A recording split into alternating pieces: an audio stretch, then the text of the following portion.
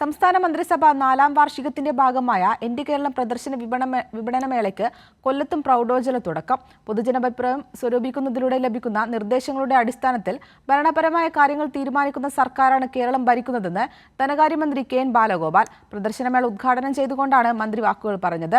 മന്ത്രി ചിഞ്ചുറാണി അധ്യക്ഷയായിരുന്നു. ജനങ്ങളുടെ ആഗ്രഹങ്ങൾക്കൊത്ത് ഭരണനിർവഹണം നടത്തുന്ന ഇടതുപക്ഷ സർക്കാരിന്റെ ഭരണനേട്ടങ്ങൾ ഒന്നൊന്നായി പ്രദർശനമേളയിൽ കാണാം. വിവിധ വകുപ്പുകൾ കഴിഞ്ഞ 4 വർഷം ചെയ്ത വികസന പ്രവർത്തനങ്ങൾ പ്രദർശിപ്പിക്കാൻ മത്സരിച്ചു. ഓരോ സ്റ്റാളുകളും ഇമവെട്ടാതെ നോക്കിപ്പോകും. മറ്റ് വികസിത ലോകരാജ്യങ്ങളെപ്പോലും ആകർഷിക്കുന്ന വികസനങ്ങളുടെ കേരള മാതൃക ശ്രദ്ധേയം. മന്ത്രിമാരായ കെ.എൻ. ബാലഗോപാലും ചിഞ്ചുറാണിയും സ്റ്റാളുകൾ സന്ദർശിച്ചു. വാഗ്ദാനങ്ങൾ വാക്കുകളിൽ മാത്രം ഒതുങ്ങുന്നില്ല. 100% സാക്ഷാത്കരിക്കാൻ സാധ്യമായ കാര്യങ്ങൾ മാത്രമേ സർക്കാർ പറയൂ. നവംബർ 1 അതിദാരിദ്ര്യവിമുക്ത സംസ്ഥാനമായി കേരളത്തെ പ്രഖ്യാപിക്കുന്ന പ്രവർത്തനങ്ങൾ പുരോഗമിക്കുകയാണെന്നും മന്ത്രി കെ.എൻ. ബാലഗോപാൽ മേള ഉദ്ഘാടനം ചെയ്തുകൊണ്ട് പറഞ്ഞു. അതിദാരിദ്ര്യം മുഴുവനും പൂർണ്ണമായി പരിഹരിക്കാൻ കഴിയുകയും നവംബർ 1 അതിദാരിദ്ര്യ വിമുക്തമായ സംസ്ഥാനമായി കേരളത്തെ മാറ്റും എന്ന പ്രഖ്യാപനം നടത്താൻ പോവുകയുമാണ്.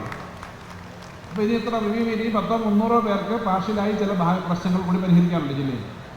അങ്ങനെ പ്രത്യേകം ഓരോന്നും നോക്കണം, അല്ലാതെ ഒരു പ്രസംഗം നടത്തി തിരിയുന്നതിനല്ല ഇതെല്ലാം ഉദ്ദേശിക്കുന്നത്. മലയോര highway IT park, Sreenarayana Guru open university, Sreenarayana Guru സാംസ്കാരിക സമുച്ചയം, കൊല്ലം തുറമുഖ വികസനം, ജില്ലാ കോടതി, ഓഷ്യനേറിയം, അഷ്ടമുടി ടൂറിസം സർക്യൂട്ട് വികസനം തുടങ്ങി എണ്ണിയാൽ തീരാത്ത പദ്ധതികളാണ് കൊല്ലം ജില്ലയിൽ നടപ്പാക്കുന്നത്.